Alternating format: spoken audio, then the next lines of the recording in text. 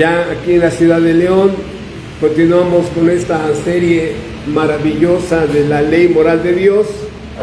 Y aquí tenemos el tema, ¿no? Reprogramados con la ley de Dios. Y este efecto de reprogramación tiene un porqué, una base, y es maravilloso ver cómo Dios lo hace en el regenerado.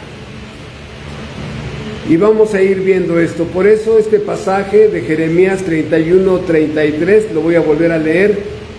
Pero este es el pacto que haré con la casa de Israel después de aquellos días, dice Jehová. Daré mi ley en su mente y la escribiré en su corazón. Y yo seré a ellos por Dios y ellos me serán por pueblo. Y no enseñará más ninguno a su prójimo ni ninguno a su hermano, diciendo: conoce a Jehová, porque todos me conocerán, desde el más pequeño de ellos hasta el más grande, dice Jehová. Porque perdonaré la maldad de ellos y no me acordaré más de su pecado. La reprogramación de la ley moral de Dios es interesante entender por qué es necesaria, en qué momento sucede, porque de fábrica el ser humano nace de bebé con esa ley en su corazón. Vemos que el niño crece y entiende que mintió y quiere esconder su mentira. Se robó los juguetes de su primito y esconde el juguete robado. ¿Quién le dice a ese niño que está mintiendo, que es egocéntrico, raterito, etcétera, etcétera? La ley moral con la que todos venimos de fábrica, de nacimiento, pero que a través del crecimiento que tú y yo tuvimos, vamos borrándola. No me conviene tener aquí la ley grabada de no robarás, porque me siento mal, ¿no? Y empiezo a reprogramar, sacar ese mandamiento. No me conviene el mandamiento de honrar a mis padres, me molesta porque no me dan permisos, no me dan regalos, y empiezo a criticarlos, a atacarlos, de tal manera que en el crecimiento tuyo y en el mío fuimos desprogramando la ley en nuestras almas. Y llegamos en un momento donde es increíble ver lo que tú y yo hicimos, hermanos, gracias a que habíamos desprogramado de nuestras vidas la ley moral de Dios. Una de las cosas trágicas que tú y yo hicimos fue exactamente porque estábamos lejos de la ley. Y es interesante ver cómo el efecto en el creyente nuevo, en el regenerado, cuando Dios lo reprograma con la ley moral de Dios, empieza a haber un efecto de sensibilidad hacia el bien y hacia el mal. Vean ustedes, el niño, desde que nace y empieza a borrar de su mente, de su corazón, de su alma, la ley moral de Dios, la tragedia que vive, que tú y yo allí estuvimos, que es que va perdiendo la sensibilidad para entender qué es bueno y qué es malo, al grado de que ya no siente vergüenza mentir, robar, defraudar. Va creciendo y hay una insensibilidad, una dureza en su conciencia, en su alma, que se le hace tan fácil mentir, robar, destruir un matrimonio, una familia, destruir su propia salud, etcétera, etcétera. Y nos damos una idea, vamos a ponerlo aquí con el pizarrón, en el que la persona, a ver, déjenme, lo muevo para acá, la persona, aquí está la ley moral de Dios, aquí está la persona. Entre más se empieza a alejar, más insensibilidad empieza a crecer, al grado de que hay un corazón duro, insensible, cauterizado, y por eso está en una situación de depravación, de perversión, de crueldad, de inhumano, y empieza a castigar, a lastimar inclusive a sus seres amados, inclusive a él mismo. Esto es debido a la desprogramación de la ley en su alma. Cosa contraria cuando esta persona, por la gracia de Dios, a través de la obra de Jesucristo, ¿verdad? Es regenerado, y en el nuevo nacimiento Dios, lo que acabamos de leer, Dios vuelve a escribir en el corazón de esta persona la ley moral de Dios. Y es interesante ver, porque ahorita lo vamos a ver en este estudio, ver por qué dice: daré mi ley en su mente y la escribiré en su corazón. ¿Por qué es necesario en la mente y el corazón? ¿Por qué? ¿Verdad? Porque aquí empieza un crecimiento de sensibilidad hacia el mal y hacia el bien. Por eso la persona empieza a sentirse incómoda con una mentirilla, con una escena erótica de alguna película. O sea, dice: ay, no exageres, papá, no exageres, fulano. No, es que mira esa escena, ay, no exageres. ¿Por qué? Es gracias a la reprogramación que Dios, Espíritu Santo, hizo en el alma, en la mente y en el corazón de esa persona. Por eso el creyente ya no peca a gusto. El creyente llega un momento en que se siente de lo peor cuando comete alguna transgresión de la ley moral de Dios. Y es interesante ver estos grados que hay en cada persona. Por eso en algunas iglesias se termina exhortando a algún hermano que su vida está fuera de orden, que su rebeldía, su desafío a la iglesia, a Dios, a la palabra, empieza a crecer y empieza a mostrar esta dureza, y empieza a mostrar que no tiene marcas de regeneración. Por eso si tú platicas con un arminiano y lees la frase de 1 Juan: el que es nacido de Dios no practica el pecado, así, se ponen así, ¿no? ¿Qué? ¿Por qué no? No, o sea, llega a caer en pecado ese creyente, pero ya no es una práctica constante esas conductas pecaminosas. Por eso llega un momento donde algunas iglesias tienen que poner un alto a una persona, a un matrimonio, a un joven, a una hermana, ¿verdad? Porque su conducta pecaminosa ya es insensible, hay una dureza hacia ciertas conductas en las que hay que refrenar a esa persona. Pero a lo que quiero resaltar aquí es la insensibilidad. Ya no distingue el bien y el mal, ya no lo puede percibir. Es que, pero ¿en qué estoy mal? ¿En qué estoy mal? Que todo el mundo ve que está bien mala esa persona, pero ¿en qué estoy mal? A ver, díganme.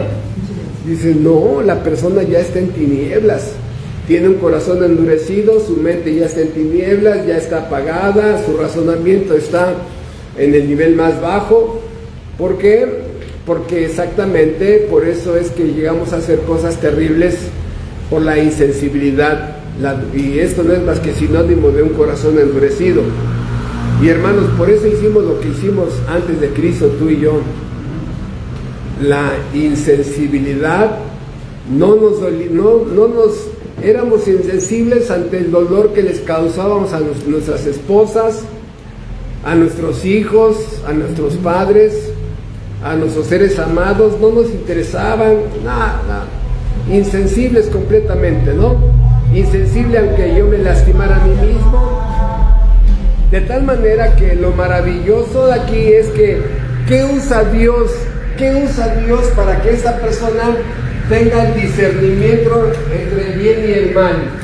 ¿Qué usa Dios? Exactamente la ley moral de Dios. Si una persona, una iglesia no están estudiando constantemente la ley moral de Dios, en los sermones no aparece la ley moral de Dios, no hay series. La persona, pues, en su irresponsabilidad humana, va a ir perdiendo esa sensibilidad. Por eso, hermanos, cuando platicamos con una persona, hace algunos años estábamos en la casa de una hermana y hablábamos con una mujer que le robó el marido a una amiga, y cuando le preguntamos, ¿y por qué hiciste eso? ¿No? ¿Por qué le robaste el marido a tu amiga? ¿No? A esa mujer. Y dijo, esa mujer dice, se me hizo fácil, ¿no? Dices, ¿qué? ¿Destruir un matrimonio se te hace fácil? Exactamente. Y si tú checas la ley moral de Dios en la vida de esa persona, 0. Pero cuando Dios te reprograma en el nuevo nacimiento esa ley, empieza a ver esa sensibilidad. Por eso, así quiero empezar el estudio de hoy. Vamos a ver si podemos tener 2 estudios hoy, o 3 breves de 1 hora, hora y media, y ir viendo esto. ¿Por qué Dios tiene que poner en la mente y en el corazón la ley moral de Dios? ¿Por qué la pone allí? Bueno, exactamente, la pone en tu mente porque a partir de tu nuevo nacimiento vas a estar pensando en la ley moral de Dios, reflexionando en la ley moral de Dios, analizando las cosas en la ley moral de Dios, escudriñando, ¿no? Y ya la mente empieza a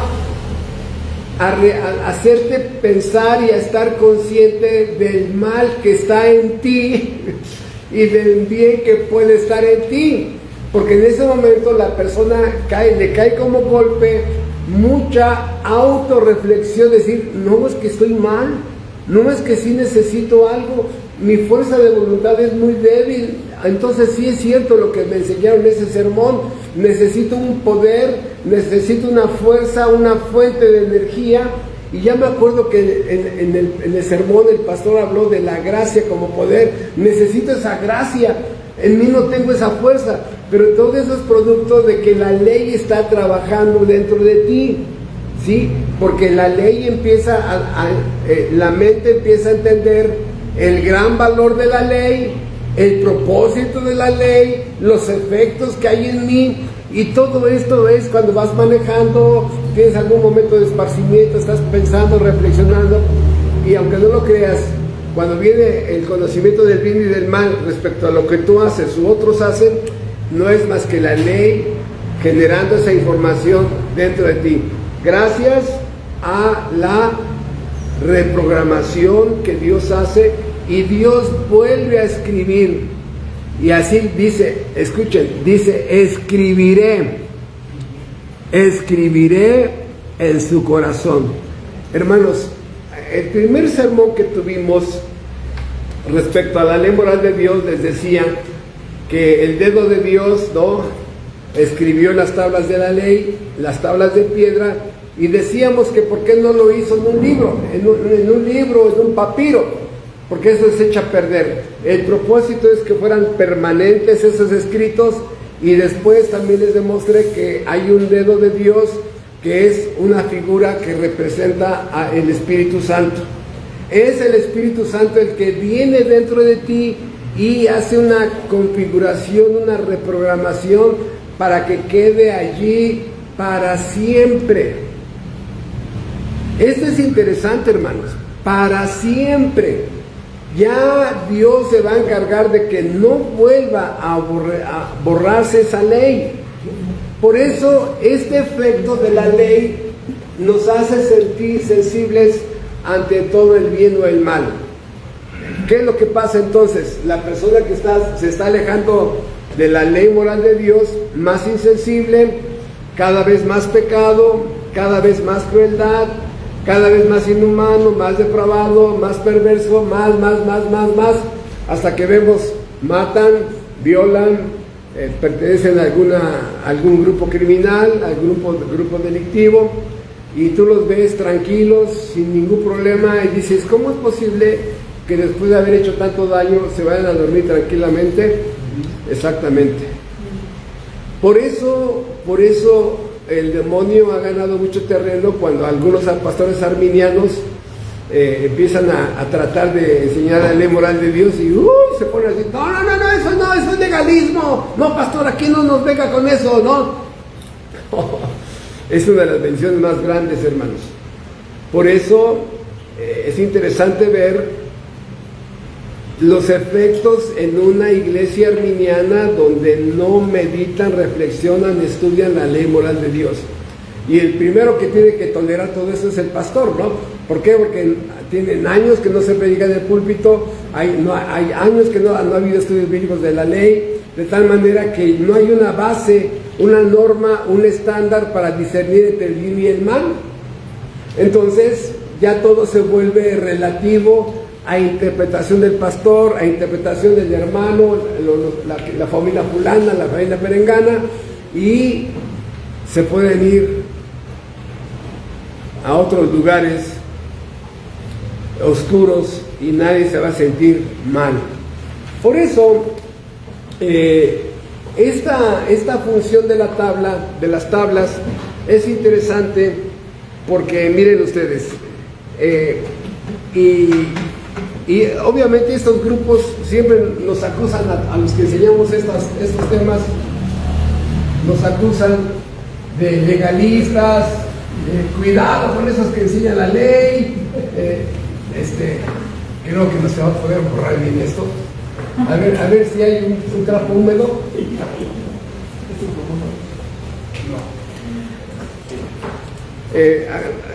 La ilustración es la siguiente, ¿no? Hagan de cuenta que estas son las dos tablas de la ley. Esta es la primera, esta es la segunda tabla de la ley. Aquí hay 4 mandamientos, aquí hay 6, ¿sí? La primera y la segunda. Bien, perfecto, muchas gracias.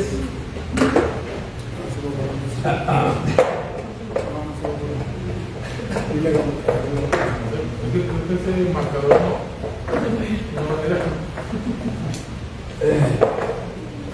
creo que hay que comprar otro, ¿no? Bueno, aquí está la primera y la segunda tabla de la ley, y de este lado, hermanos, hay una persona. Esta es la nariz, aquí están los labios, aquí están sus ojos, su cabello, su oreja. Y esta persona, cuando empieza a estudiar la ley moral de Dios, tiene 3 caminos. La primera, estar mirando solamente la primera tabla. La primera tabla. Esta es la conducta de un fariseo, ¿no?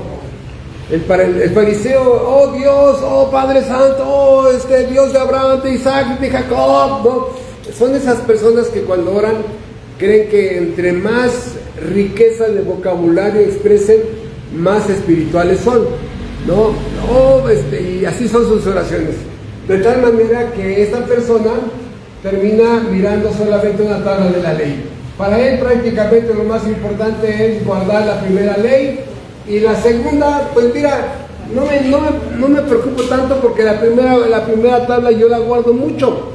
A Dios lo respeto, no uso su nombre en vano, guardo el día de reposo, ve a mi casa, no tengo ídolos, ¿no? Y Dios es mi Dios. Y cualquiera diría, bravo, ¿no? Bravo, qué bueno. Bueno, hay otras personas que igual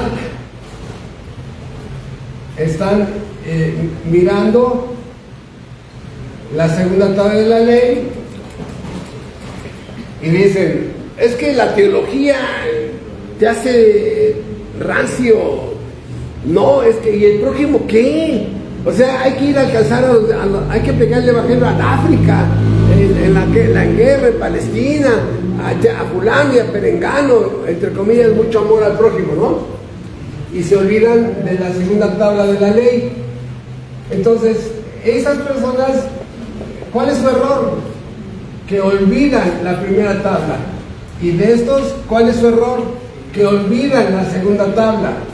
El creyente correcto, el creyente sano, es el que mira las dos tablas. Y aunque no lo creas, en cada iglesia cristiana tú puedes darte cuenta que el hermanito fulano solamente está mirando la primera tabla, ¿no? Porque sí exige mucha reverencia, pero no hace nada por los hermanos nuevos, no hace nada por el servicio al prójimo. Y hay alguien, y están los de la segunda tabla, que quieren mucho servicio, mucho evangelismo, muchos estudios, pero de teología están perdidos, ¿no? Entonces, no conoce los atributos de Dios, no conoce su carácter, su naturaleza, de tal manera, hermanos, que el cristiano sano mira las dos tablas de la ley. Ahora, aquí lo que estoy haciendo es preparando el terreno, porque la primera ley, en la primera tabla, ¿cómo se resume la primera tabla? Amarás a Dios. Amarás a Dios. Y la segunda tabla, ¿cómo se resume? A tu prójimo. Bien, ahora aquí hay un pequeño problema. ¿Por qué? Porque dice, amarás a tu prójimo, ¿cómo?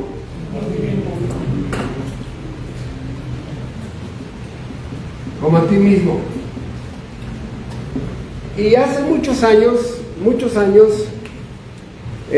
tuve algunas pláticas con personas que me decían, hermano, discúlpeme, pero yo tengo que amarme a mí mismo para poder amar al prójimo. Yo tengo que amarme, tengo que hacer mucho ejercicio, salud, verduras, descanso, dormir, nutrirme, vitaminas, proteínas, gimnasio, para que yo esté, y ya estando así, pueda amar a mi prójimo. Digo, no, estás equivocado. Aquí lo dice, mire, me tengo que amar a mí mismo.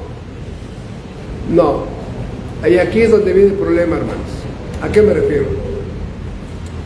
Que cuando la Biblia dice amarnos a nosotros mismos,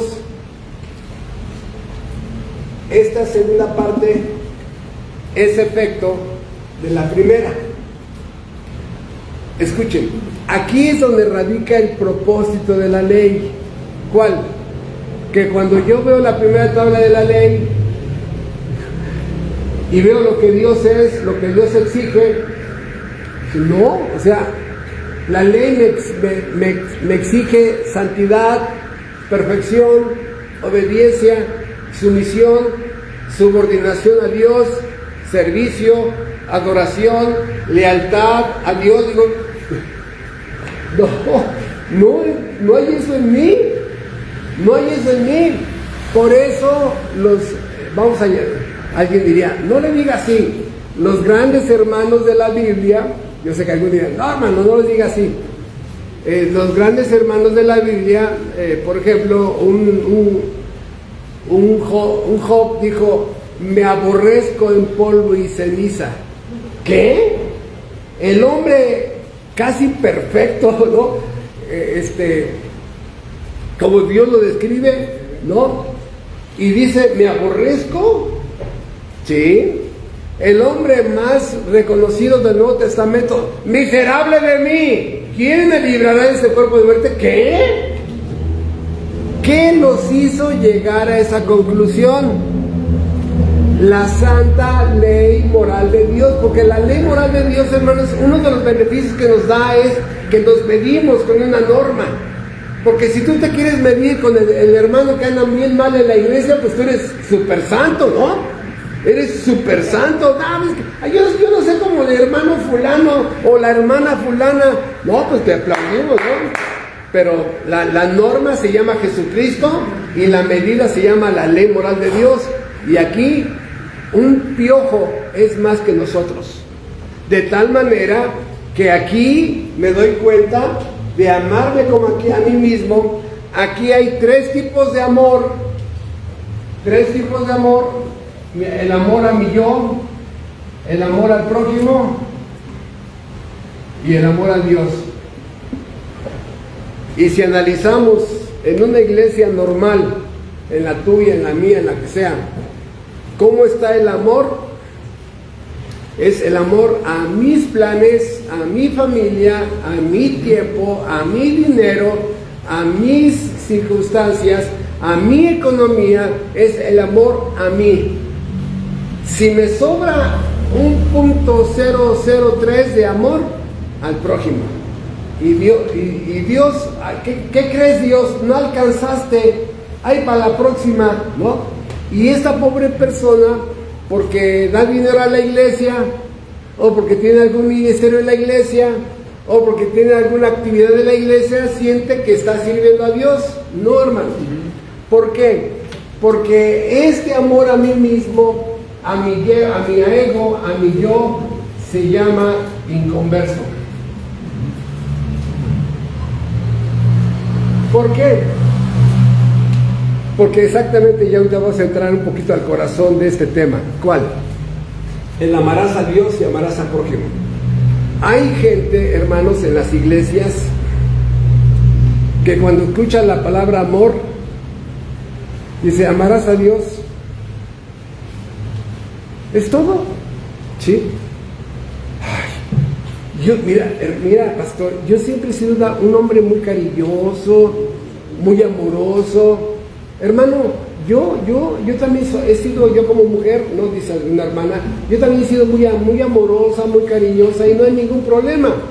Las personas creen que cuando la Biblia dice amar a Dios, nada más tengo que apretar un botoncito que diga amar, y en ese momento todo lo amoroso y todo lo emocional que soy lo dirijo hacia el cielo. Y esto es un error. Allí, hermanos, es por eso esta serie, porque aquí está el error de miles de pseudocristianos y de algunos cristianos regenerados. Porque la palabra amor en la Biblia no son sentimientos y emociones. El amor en la Biblia es obediencia a su ley. Y aquí es donde este hermanito amoroso, sentimental, todo eso, dice, ¿qué? Aquí dice amar.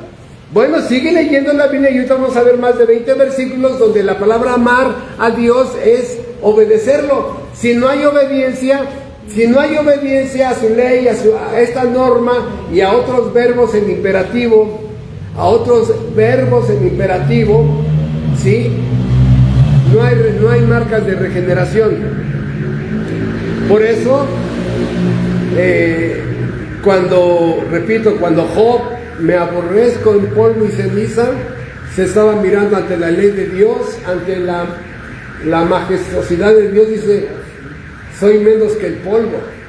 Pablo, no, miserable de mí.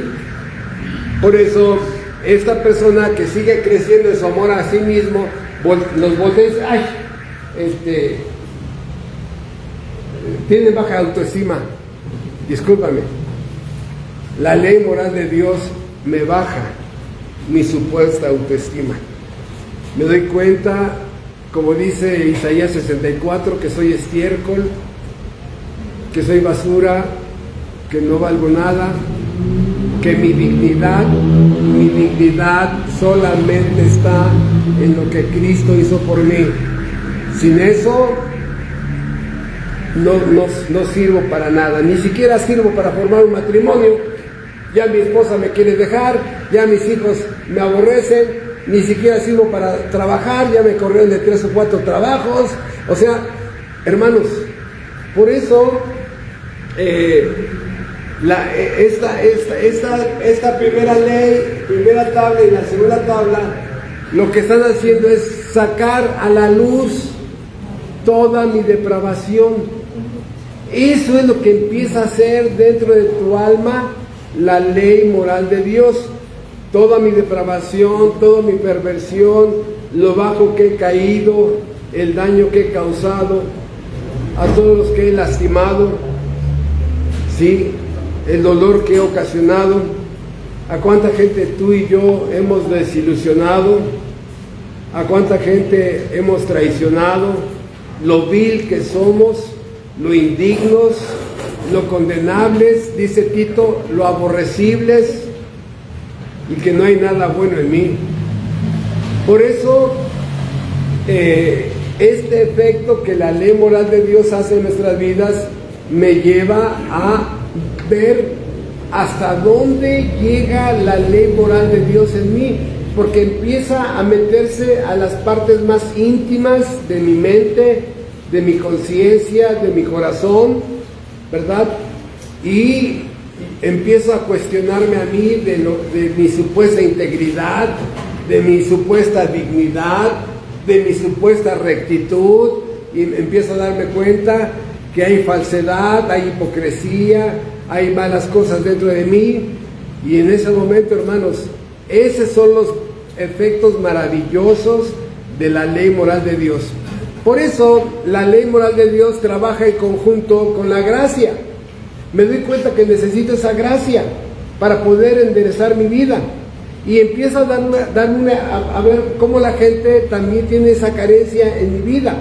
El familiar tuyo, ese hijo que cada vez es más insensible ante el bien y ante el mal, que no discierne entre el bien y el mal.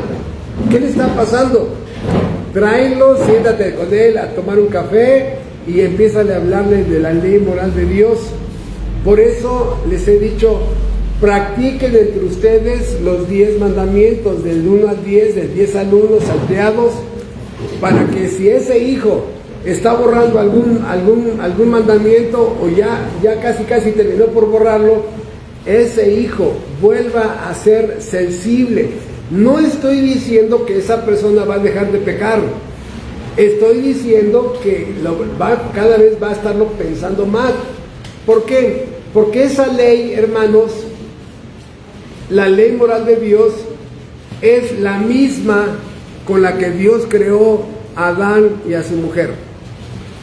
La ley que Dios puso en Adán y su mujer es la misma de el Sinaí, es la misma que hoy le sigue dando a cada creyente regenerado. Esa ley no ha cambiado, sigue siendo la misma. De hecho, si hay tiempo, voy a mostrarles cómo en el libro de Génesis, textos donde se condena el cuarto mandamiento, que no había, ustedes saben que Génesis no se dio la ley, sino hasta Éxodo, pero que en el libro de Génesis se condena el cuarto mandamiento, textos donde se condena el quinto, y así, hermanos, todos estos mandamientos. Pregunta, ¿Dios le ha quitado mandamientos a su ley? No. ¿Dios le ha agregado? No. Desgraciadamente, desde Adán, esta ley moral de Dios ha sido ignorada, rechazada por la humanidad, repudiada por la humanidad. ¿Pero qué creen? Allí está dentro de tu ser. Por eso es tan difícil pecar cuando estás sensible a esa ley. Por eso, imagínense hasta dónde un ser humano ha borrado la ley cuando un monstruo llamado papá atenta con la sexualidad de su hija. Hasta dónde ese monstruo ha borrado la ley moral de Dios. Hasta dónde ha borrado la ley moral de Dios, que agarra, corta cartucho y pum, le vacía la pistola a una persona, ¿no? Ay, sí, gracias. Gracias. O sea, la insensibilidad. Por eso, hermano, ayuda a tus hijos, a tus hijas, a tu esposa, a tu esposo. Medite de la ley moral de Dios, refresquenla, renuévenla. O sea, para que haya esa sensibilidad. Si tu esposo cada vez es más insensible, hablen de la ley moral de Dios, ¿no? Si tu esposa igual, hablen de la ley moral de Dios, porque esa ley sigue siendo la regla de justicia después de la caída. Es que está caliente. Sí. Entonces, pregunta, ¿sigue en operación esa ley? Sí. ¿Ustedes han sentido el rigor de esa ley? Sí, y gracias a Dios De veras, checa si funciona. No, digo, checa, es un experimento tonto, ¿no? ¿Cuál? De que si te quiero robar ese, a ver, ¿qué pasaría por tu cabeza si te quiero robar ese celular? ¿No? A lo mejor te animarías. Bueno, entonces en ese momento no, frénate, o sea, estoy mal. Si alguna mujer te hiciera una propuesta indecorosa, ¿lo aceptaría? Y yo creo que sí. Oye, estoy mal. A ver, hermana, ¿tu esposo aceptaría una propuesta indecorosa? Ah, sí, lo conozco, yo creo que sí. Entonces, reafirma el 7º mandamiento, ¿no? Igual, hermano, ¿tu esposa aceptaría una propuesta? ¿No? ¿Qué es lo que estoy diciendo? A lo mejor en tono de juego, pero sí, hermanos. ¿Por qué? Porque yo espero que a través de estos estudios ustedes vayan viendo la importancia en la vida de ustedes, en su vida de ustedes, en sus familias, en sus matrimonios y en su iglesia, la importancia de la ley moral de Dios. ¿Sí?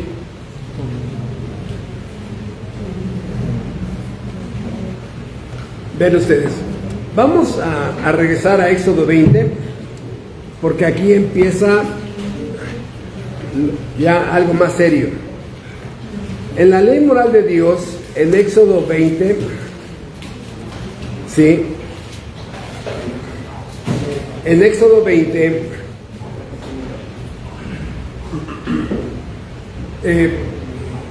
¿quién es el que va a firmar la entrega de la ley moral de Dios? ¿Quién es el que va a firmar? ¿Quién es el que está reclamando el derecho a legislar una ley sobre la humanidad? Y vean ustedes, porque generalmente omitimos este versículo. Generalmente lo omitimos. Dice Éxodo 20, versículo 1 y 2, y habló Dios todas estas palabras diciendo: yo soy Jehová tu Dios, que te saqué de la tierra de Egipto, de casa de servidumbre. No tendrás dioses ajenos delante de mí. ¿Quién firma la legislación de la ley moral de Dios? Bueno, aquí dice, vean ustedes estos títulos. Número 1, yo soy. Número 2, Jehová, tu Dios, que te sacó. 3 frases importantes, que estas cuatro frases importantes que todavía le dan más autoridad a la Biblia sobre nosotros. Porque aquí no es nada más un legislador que está diciendo qué está bien o qué está mal. No, esto va más allá. ¿Por qué? Porque Dios está usando términos. Número 1, el verbo yo soy, ¿no? WH, ¿no? Este famoso tetragrama celestial, yo soy, que nos habla de la eternidad. Esa palabra yo soy habla eternidad, también habla de autosuficiencia, ya lo estudiamos en el pasado, y autoexistencia. ¿Sí? Yo soy, la palabra Jehová, ¿no? Otra vez, y luego tu Dios, un ser infinito, eterno, que tiene que ver con que no tiene principio, no tiene fin, nunca inició, nunca comenzó, nunca tuvo un principio, no tiene un fin, una terminación. Él habita en un presente continuo en la eternidad. Nosotros somos criaturas del tiempo. Él vive la eternidad, no vive Él la eternidad, porque si no, la eternidad sería más grande que Él. Él vive la eternidad, y hace 2000 años irrumpió, se metió en el tiempo a través de la persona de Cristo para decirnos que si hay vida después de la muerte. muchas cosas que viene a enseñar. De tal manera que aquí está hablando de su divinidad y al final menciona la redención. No, te saqué. Y esta en otros textos se usa como sinónimo de te compré. Te compré. En el libro de Apocalipsis dice, y Él nos ha redimido. Otras versiones dice, Él nos compró. ¿Y a qué se refiere eso? Que el ser humano, por factura original, tú tienes un dueño. Si tu hermano, tu hermana, yo, mi esposa, mis hijos tienen un dueño, Él es el que nos hizo, tiene la factura de ti y de mí, y nos puso un juego de huellas digitales que nadie tiene, como un trato original que le da a cada ser humano. Pero aquí el ser humano, por propiedad de Dios, está hablando de que Él nos creó. Él es nuestro amo, nuestro dueño, nuestro Señor. Pero aparte, redención. ¿Qué significa eso? Que somos dos veces de Él. Primero porque nos hizo y después porque nos compró. Tiene una doble propiedad sobre ti y sobre mí. Si como criatura ya tiene derecho para ponerte una ley, porque la pregunta es, ¿con qué derechos Dios nos pone leyes? ¿Con todos los que tiene? ¿O no tiene derecho? Claro, de tal manera que si Él usa los derechos de ponerme una ley por ser su propiedad, ¿cuántos derechos tiene por ser doble posesión de Él de ponerme esas leyes? Mas sin embargo, sabiendo la incapacidad humana, la reprograma para que esa sea la norma de vida, esa sea la plena expresión de su voluntad, que te rija a ti y me rija a mí.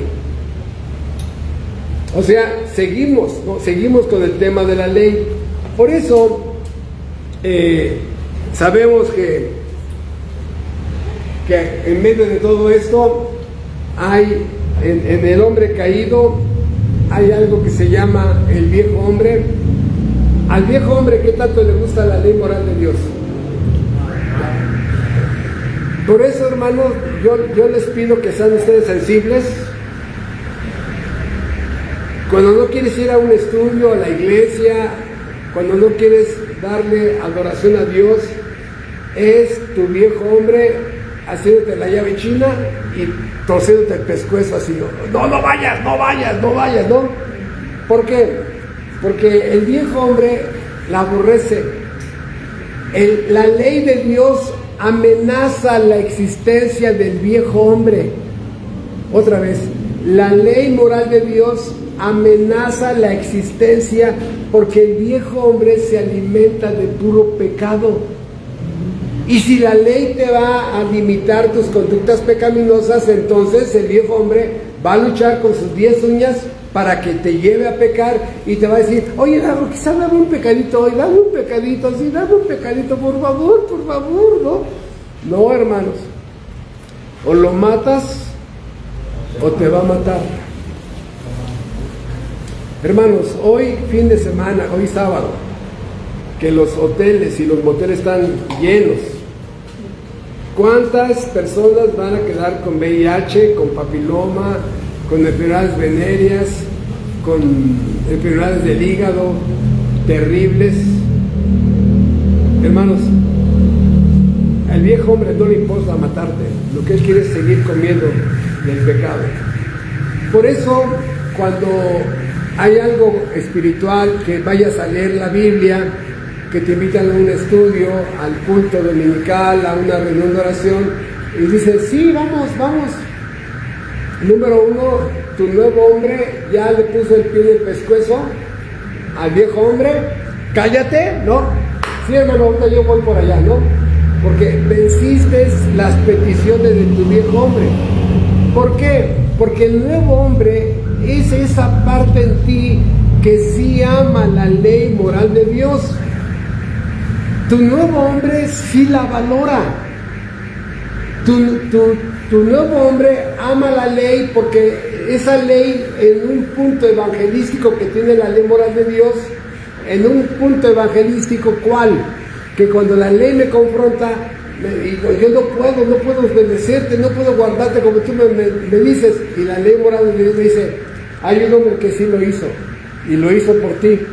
Ese punto evangelístico de la ley moral de Dios me señala a alguien que sí la vivió por mí, de tal manera que la ley moral de Dios, ¿verdad? El nuevo hombre la ama, la valora, se da cuenta que la ley moral de Dios me protege, me mantiene en una santidad creciente, me ayuda a descubrir maldad que hay dentro de mí, me define como impío, hipócrita o un cristiano que va progresando, me castiga con culpa o me recompensa por hacer el bien, y de tal manera que el creyente ama la ley de Dios.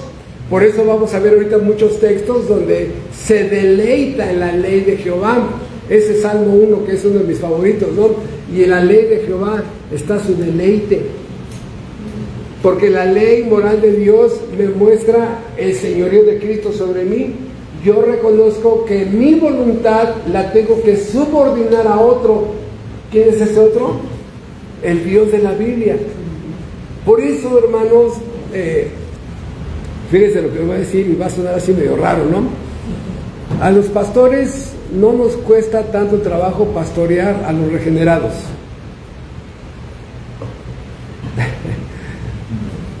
Ay, pues, ¿a qué se refiere, pastor? Mejor déjenme lo explico. Porque un regenerado ya configurado, reprogramado con la ley moral de Dios, ya sabe a quién tiene que obedecer. Lo único que yo hago como pastor es recordarle a quién va a obedecer.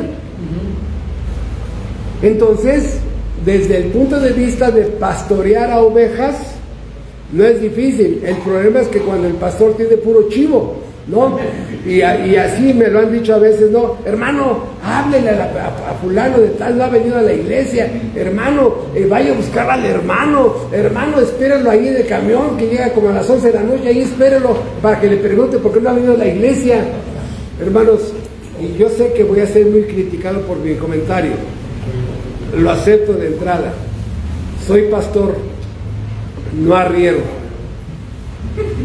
O sea, ¡órale! No, ¡usha, ve! No, hermano, perdón, o sea, arriero. Y hay muchas personas que creen que trabajar como arriero es el trabajo de pastor. Hermano, si esa persona es una oveja, recuérdale su responsabilidad delante de Dios. No te va a obedecer a ti, va a obedecer al que lo compró y lo salvó. De tal manera que, hermanos, esta es una de las costumbres terribles del arminianismo. Conocimos a muchos pastores arminianos antes de conocer la sana doctrina, que querían ser todólogos, o sea, porque casi el arminianismo es que la salvación de estas personas depende de mí, y hacen circo, maroma y teatro para salvarlos. No, esta persona está mal, tiene que entender que la salvación es de Cristo. Amén. Entonces, a lo que me refiero es que la ley en tu corazón, si le hacemos una resonancia magnética a tu corazón, ¿aparecerá la ley ahí en la resonancia magnética? O pura hipocresía religiosa dominical, ¿no? O sea, hermanos, esto es importante. ¿Por qué? Porque la ley moral de Dios y mi obediencia a la ley moral de Dios muestra que quién es mi Señor en mi vida, quién es mi Señor, quién me manda, quién me controla, quién está en el cuarto de poder de mi alma, quién me dirige, cuáles son sus mandamientos, la voluntad de quién estoy haciendo. El señorío, este es el verdadero señorío donde yo en mi voluntad vengo y me someto. La ley de Dios me muestra quién es mi autoridad, quién rige y la autoridad de quién es el gobierno sobre mí, quién tiene potestad sobre mí. Y ahí es donde la persona checa sus indicadores, dice Dios. Y ahí viene el segundo paso. Bueno, ¿y en la práctica? Y en la práctica. Por eso, el amor a Dios en la Biblia se llama obediencia. Y discúlpenme todas aquellas personas que pelean. Hermano, pero es que yo siento rete bonito cuando amo a Dios y me expreso de Dios. Y a ver, dime los 10 mandamientos. Dime los 10 mandamientos. Si no se lo saben, ahora que estamos estudiando la ley moral de Dios, si no se saben ni los 10 mandamientos, es puro sentimentaloide esa persona. No, eso no sirve. Por eso, amar a Dios se describe obediencia a su ley por amor, obediencia a su voluntad, obediencia a su palabra, obediencia a su doctrina, obediencia a su verdad. Por eso, disculpen si alguno de ustedes es así sentimental, que se sienta lastimado por estos comentarios, pero no, hermano, repito, hay mucha gente que escucha la palabra amar a Dios. Yo siempre lo he amado a Dios y a Cristo, siempre. ¿Lo has obedecido? No, esa es otra cosa, ¿no? Por eso, ¿qué dice Cristo? Si me amáis, ¿qué? ¿En qué consiste el amor verdadero? En guardar los mandamientos. A ver, dime los 10 mandamientos. Ahí está como la chilindrina, ¿no? O sea, no, hermano, o sea, de verdad, qué terrible cuando una iglesia se aleja de la obediencia a su ley. El amor verdadero está relacionado con los mandamientos. Esa es una verdadera obediencia real. Y esta obediencia termina siendo el fruto de la fe en Cristo, y se vuelve un paquete completo, pero inicia con la obediencia. Y empieza aquí un crecimiento en la santidad. Cada vez hay más pureza en tu corazón, porque esta lucha contra tu viejo hombre le está diciendo no, y al nuevo hombre sí.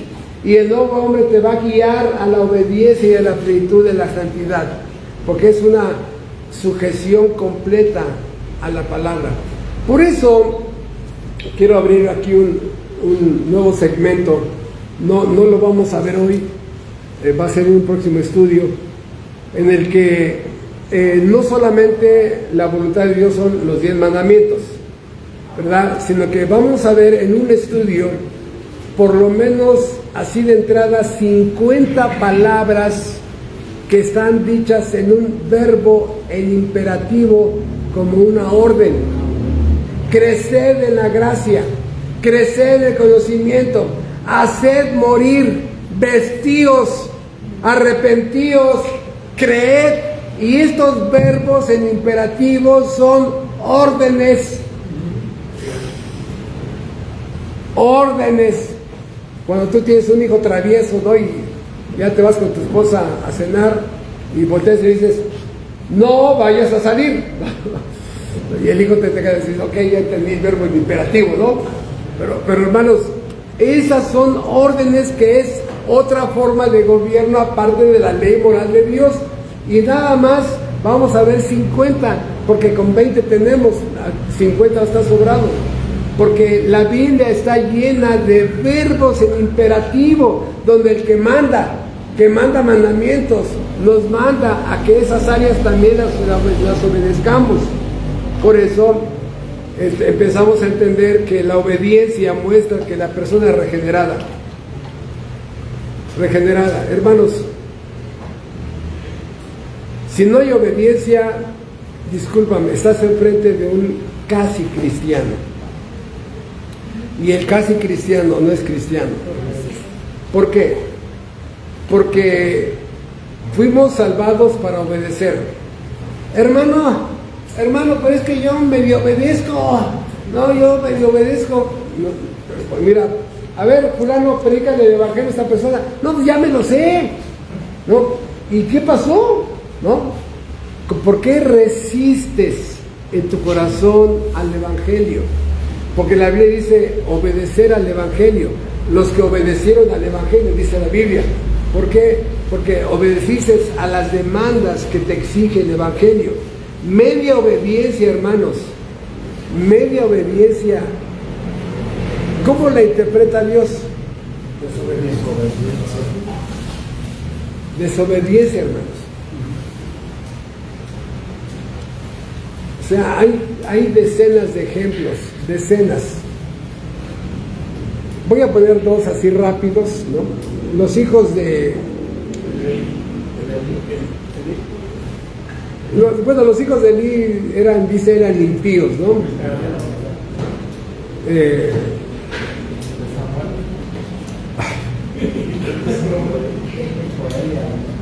Los hijos de Aarón, que ofrecieron fuego extraño. Y Dios la complica tan más porque de esta manera y usted de la otra. A ver, el que manda dijo así: tú ni yo tenemos el derecho de cambiarlo a nuestra interpretación. Media obediencia. ¿Qué pasó con estos dos hombres? Muerte. El 1% de obediencia de los hijos de Elí, ¿qué le pasó? Muerte. Los hijos de Samuel, igual, tragedias. Hermanos, de verdad, yo sé que muchas veces por nuestra mente ha dicho: hermano, mire, yo sí soy santo en 4 mandamientos, mire, de veras 4 mandamientos, mire, los guardo a la perfección. Otros 3 al 50% y otros 3, la verdad, como a un 5%. ¿Sí soy salvo? ¿Ustedes qué le dirían?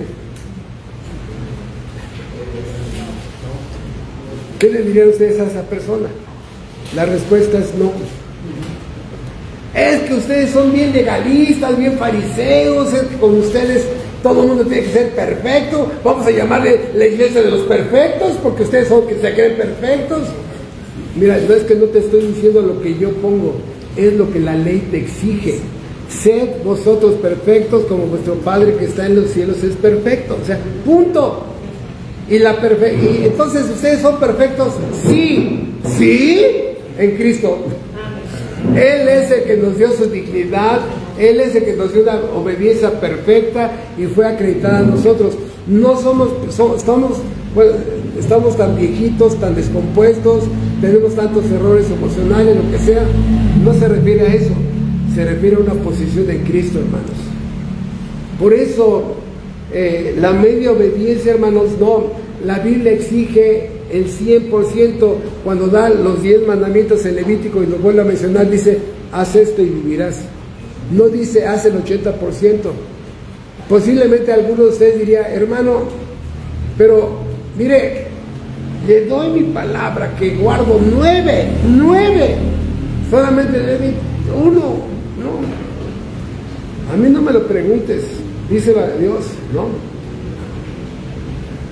Por eso queremos amar a Dios, repito, sirviéndole en la iglesia.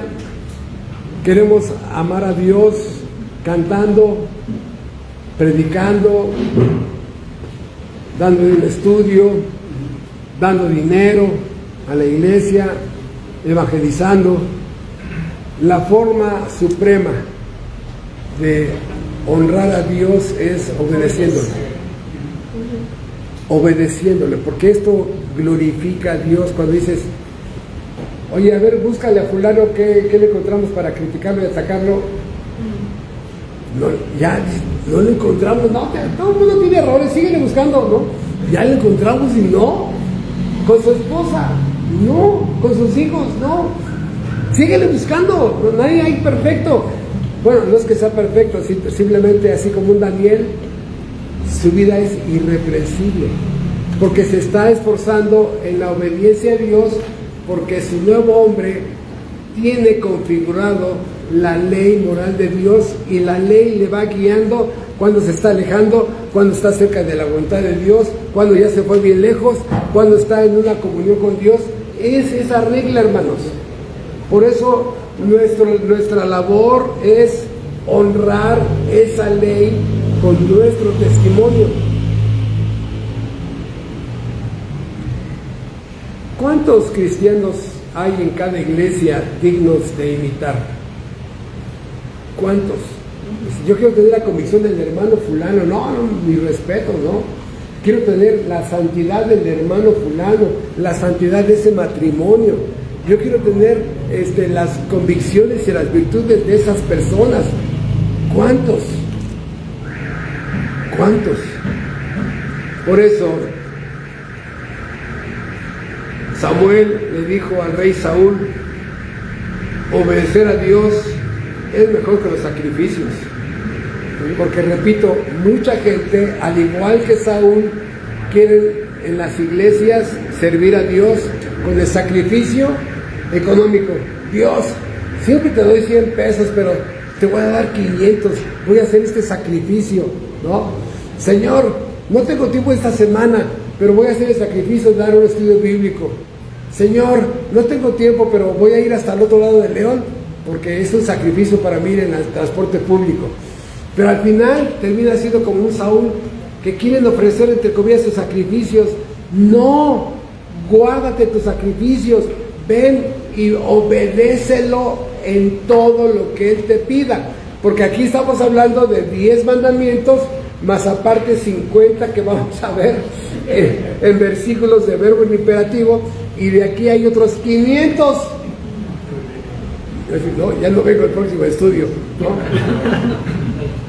Por eso, esto, hermano, el efecto que va a poner dentro de ti es que la ley moral de Dios, cuando te muestra las demandas de tu Creador, de tu Dios, de tu Redentor, es que ya en ese momento tu sometimiento a su voluntad, te das cuenta que ahora sí eres un siervo, ahora sí eres un mayordomo. ¿Por qué mayordomo?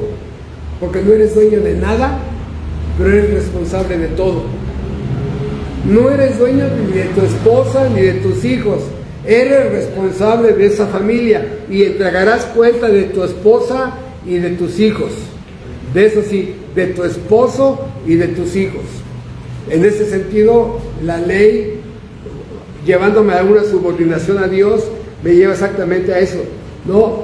Siervo, mayordomo, esclavo, porque cada vez te sometes más a su voluntad, y tu carne lucha, tu viejo hombre lucha, el pecado lucha, y dices: no, Dios me dio su gracia y voy a seguir por la derecha. Por eso hay muchísimos temas de el yo que brinca, se rebela, golpea, chilla, sí, y hace guerra. No, ¿y yo qué? Y ustedes vean en los estudios, ¿no? El yo cómo brinca, cómo pelea en los estudios, en la predicación, el que sale más enojado por el sermón, fue su ego, su yo, el que lo hace enfurecerse, porque su yo no quiere ceder. No es problema con el pastor, no es problema con el sermón, es problema con el que Dios hizo el sermón. Por eso dice 1 Juan 2, el que dice, aquí de la lengua para afuera, el que dice: yo lo conozco, y no guarda sus mandamientos, ¿qué es? Mentiroso, y la verdad no está en él. Otra vez, no llega los mandamientos. El que dice: yo le conozco, y no guarda sus mandamientos. Por eso, hermanos, podemos poner una persona aquí que nos dé un estudio de los atributos, un estudio del carácter de Dios, la naturaleza de Dios, y uno dice: ¡wow! ¡Qué bárbaro! ¡Qué enseñanza! ¿No? Los 10 mandamientos, ¡ay! En esa semana los memorizo, y la semana entrante te los enseño. ¿Le van a creer? ¿Le vamos a creer que conoce a Dios? No, hermanos, o sea, hay personas que tienen una gran memoria y es la buena memoria la que predica porque su corazón está vacío. Hermanos, ¿te recuerdas cuando diste la clase de la célula en la secundaria, en la primaria, o diste una clase que te pusieron a dar tu maestro y te la memorizaste y pasaste y hasta te adornaste, te lo hiciste, porque fue tu memoria? Hermanos, muchas veces es nuestra memoria la que está predicando y uno dice, oye, el pastor, el hermano, qué buena memoria tiene, porque no vive nada de lo que enseñó, ¿verdad? Tiene buena memoria, y ahí es donde nosotros transgredimos esta ley, porque somos oidores, no hacedores. Oidores, somos la oreja de oro de la iglesia, porque oímos y aprendemos y memorizamos, pero por 30 centímetros esta persona irá a la perdición. ¿Por qué? ¿Dónde están esos 30 centímetros? De aquí a aquí. Buena memoria, buena reflexión, cero hacedor. Por eso es importante que ustedes conozcan a sus pastores, visítenlos, vean cómo trata a su esposa, a sus hijos, su economía, para que vean que es hacedor. A mí me llama mucho la atención cuando algún hermano ya tiene tiempo y no hay una atención de tomarnos un cafecito y evade y se esconde y se aleja. No, pero qué diferente cuando los mismos hermanos te invitan a su casa, un cafecito, convives, porque no tiene nada que ocultar. Cuiden eso, que no sea una buena memoria la que predica en los púlpitos. Eso no sirve.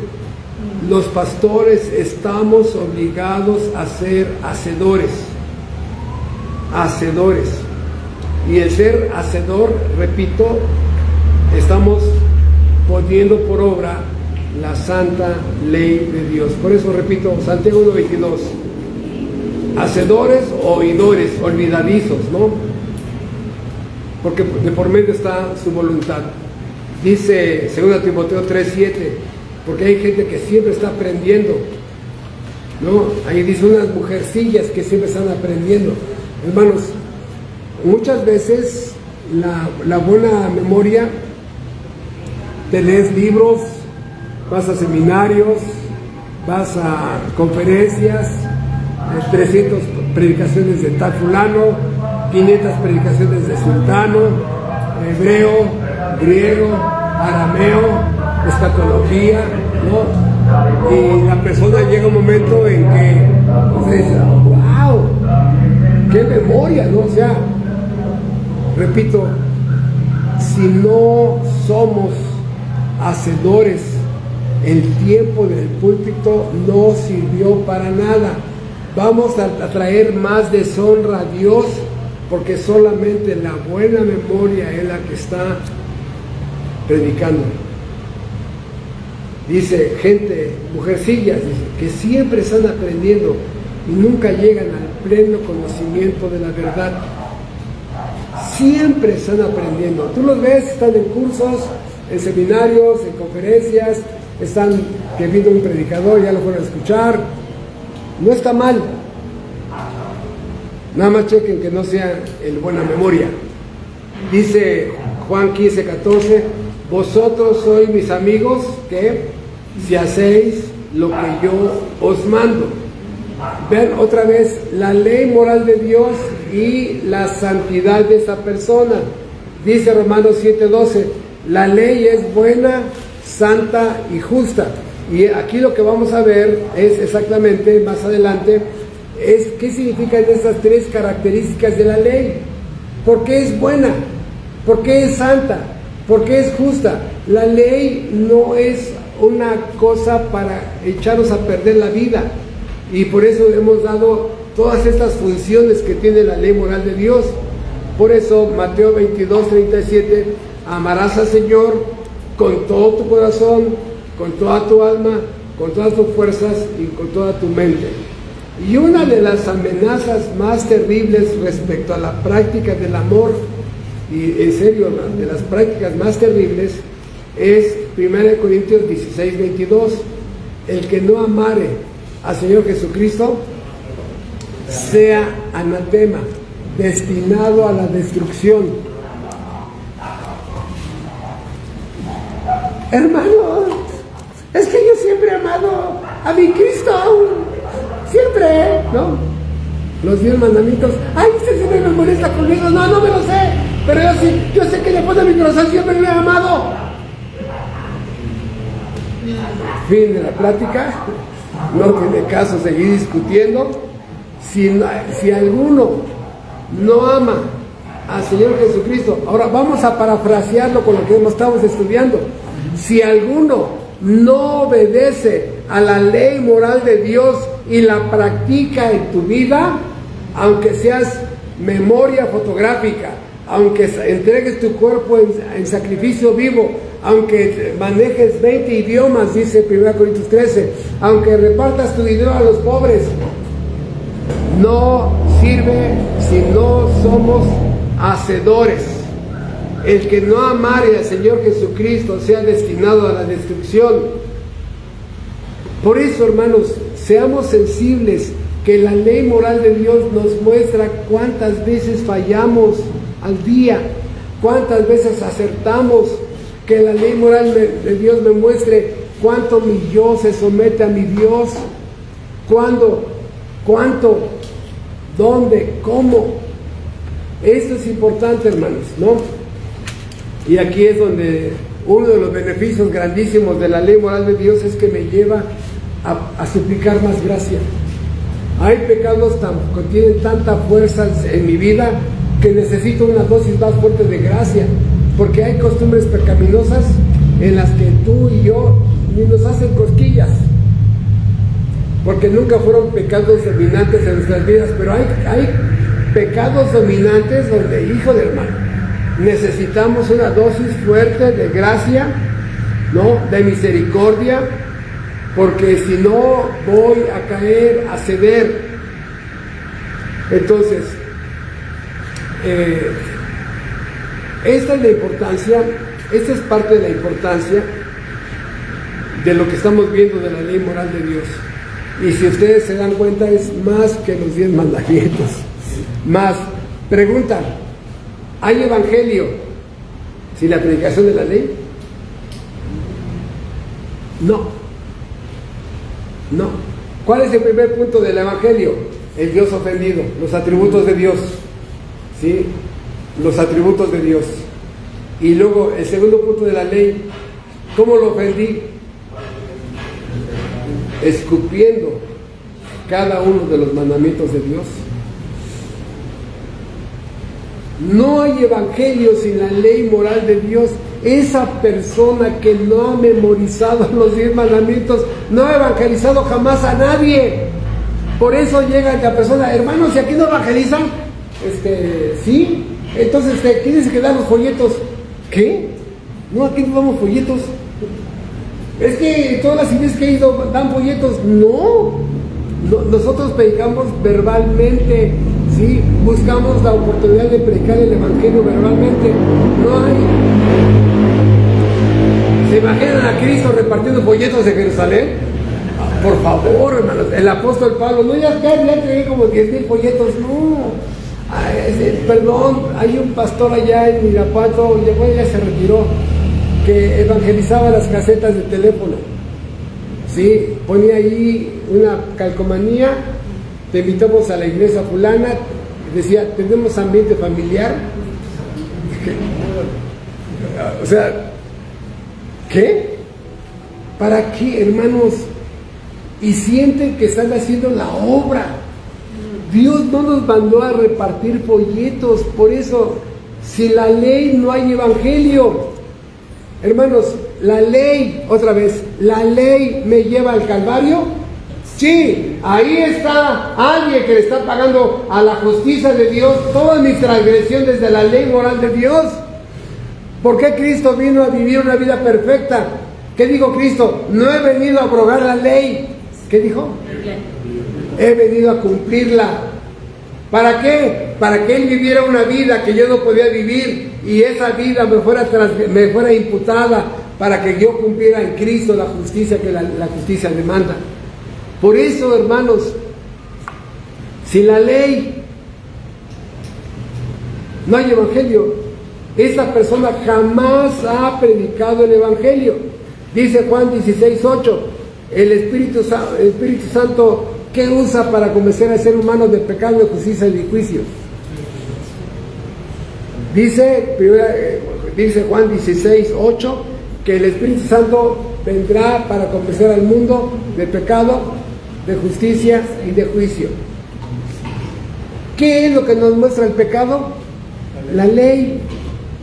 De justicia, la justicia dice: tengo una orden de aprehensión contra Juan Pérez y le va a caer la justicia a esa persona si no se arrepiente, y si esa persona permanece en incredulidad y en rebeldía, lo espera el juicio de Dios.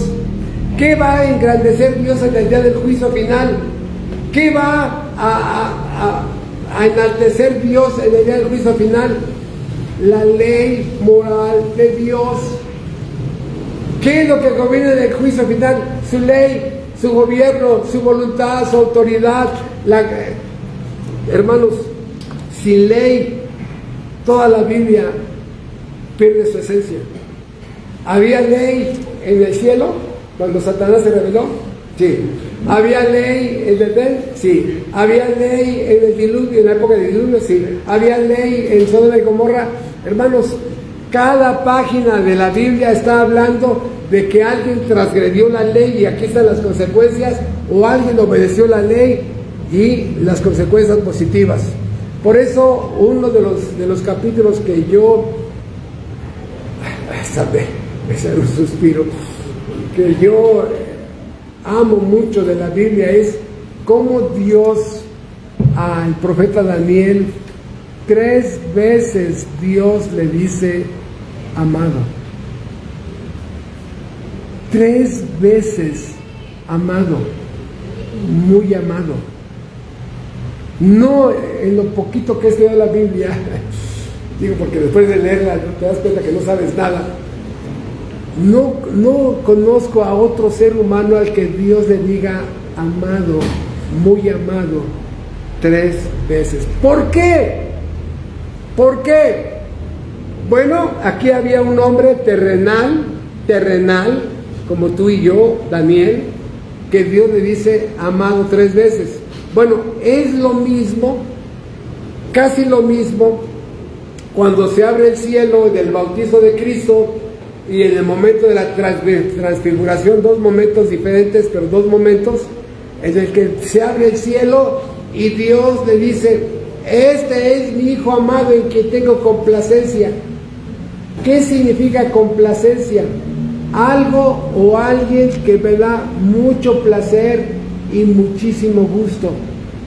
Es ese hijo que obedece a mamá y a papá, que cuida, ordenado, limpio, pulcro, que le dices: hijo, te encargo el coche, ¿lo puedes lavar? Sí, papi. No, llegas, se lo cargas en la mañana, llegas en la noche y usted lo lavó, lo aspiró, lo pulió, lo enceró, le cambió los tapones, te puso un volante nuevo, lo perfumó. Dices: ¿qué? ¿No? ¿Qué?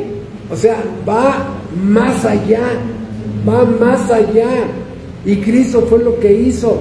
O sea, en quien tengo complacencia, en quien está mi placer.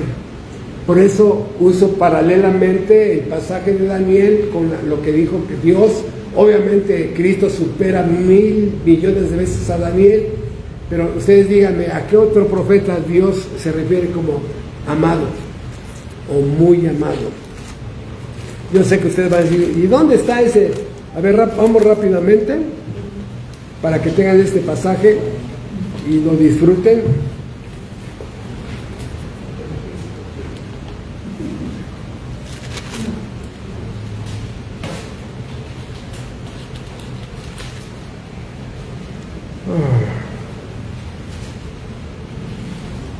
Dice Daniel 9, Versículo 23, al principio de tus ruegos fue dada la orden y yo he venido para enseñártela, porque tú eres muy amado. Entiende pues la orden y entiende la visión. Tú eres muy amado. Capítulo 10, versículo 11. Y me dijo: Daniel, varón muy amado, está atento a las palabras que te hablaré y ponte en pie, porque a ti he sido enviado ahora. Mientras hablaba esto conmigo, me puse en pie temblando. Y allí mismo, el capítulo 10, versículo 19, y me dijo: muy amado, no temas, la paz sea contigo, esfuérzate y aliéntate. Y mientras él me hablaba, recobré las fuerzas y dije: hable, mi Señor, porque me has fortalecido.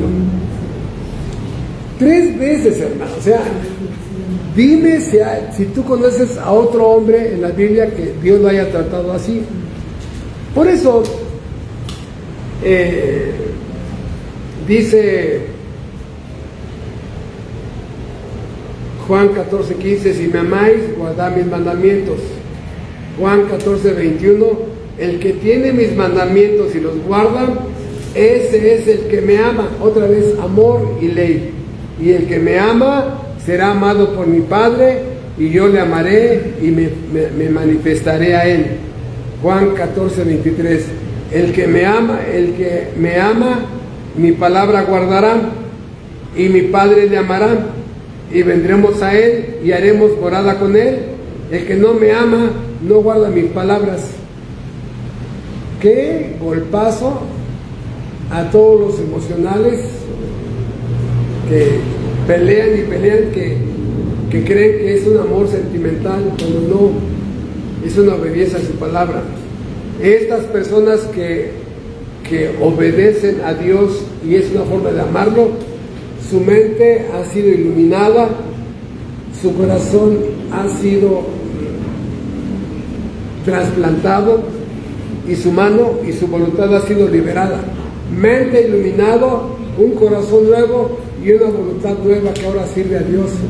Esos son los efectos de la gracia, ¿no? Dice Hebreos 8:10: pondré mis leyes en sus mentes y las escribiré en su corazón. ¿No? Un corazón inclinado a la ley moral de Dios.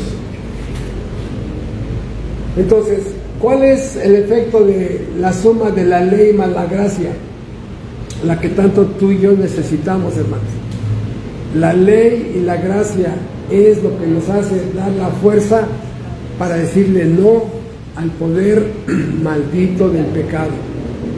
¿Qué es lo que ha pasado cada vez que le has dicho que sí al pecado? No había gracia. De hecho, los puritanos decían: el hermano en gracia o el hermano sin gracia.